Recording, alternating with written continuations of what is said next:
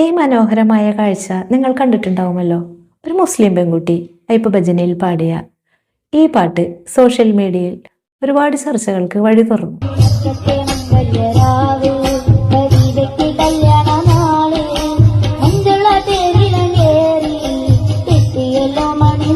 ചിലർ പറഞ്ഞു സംഗീതത്തിന് മതം ബാധകമല്ല, ചിലർ എതിർത്തു. സംഗീതം മതങ്ങളെ കൂട്ടിക്കലർത്തുന്നത് ശരിയാണോ? ഞാൻ ജാസ്മിൻ ജേബി. ഇവിടെയാണ് ഞാൻ ഉറപ്പുള്ള ഒരു കാര്യം പറയുന്നത്.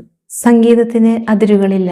അത് നമ്മുടെ ആത്മാവിനെ ചേർത്ത് പിടിക്കുന്ന ഒരു പാലമാണ്. ഇനി നമുക്ക് മറ്റൊരു കാഴ്ച കാണാം. അതായത് ബാങ്ക് വിളിക്കുന്നത് നമ്മുടെ കർണാടക സംഗീതത്തിലെ 14ാമത്തെ രാഗമായ വകുളാഭരണത്തിലാണ്. അതെങ്ങനെയാണെന്ന് ഞാൻ പറയാം.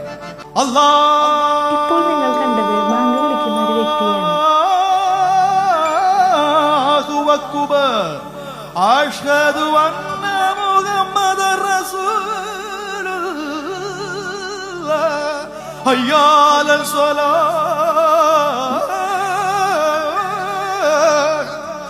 അഷ്ഹദു അന്ന മുഹമ്മദർ റസൂലുള്ളാഹ്. അത് നമ്മൾ മലയാളികൾ അല്ലാന്ന് പറയും, അതല്ല. ഒരു ശബ്ദം അതിൻ്റെ അകത്തുണ്ട്.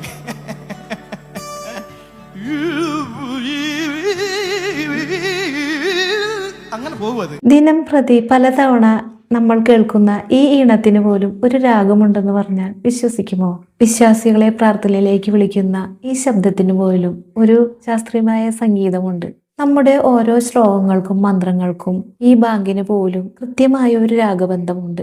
ഈ രാഗങ്ങളാണ് നമ്മൾ ഏത് മതത്തിലുള്ള ആളുകളായാലും ശരി നമ്മുടെ മനസ്സിന് വികാരങ്ങൾ ഉണ്ടാക്കുന്നത്.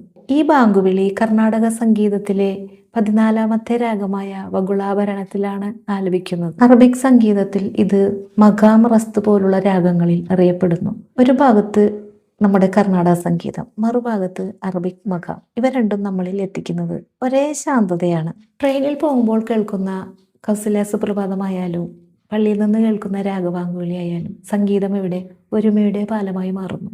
അതുകൊണ്ടാണ് ആ കൊച്ചുകുട്ടിയെ പാടിയപ്പോൾ നമ്മുടെ ഹൃദയത്തിൽ തൊട്ടത്. സംഗീതം ഇവിടെ ഹിന്ദുവിനെയും മുസൽമാനെയും ക്രിസ്ത്യാനെയും എല്ലാവരെയും ചേർത്ത് പിടിക്കുന്ന ഒരുപോലെ. ചേട്ടാ,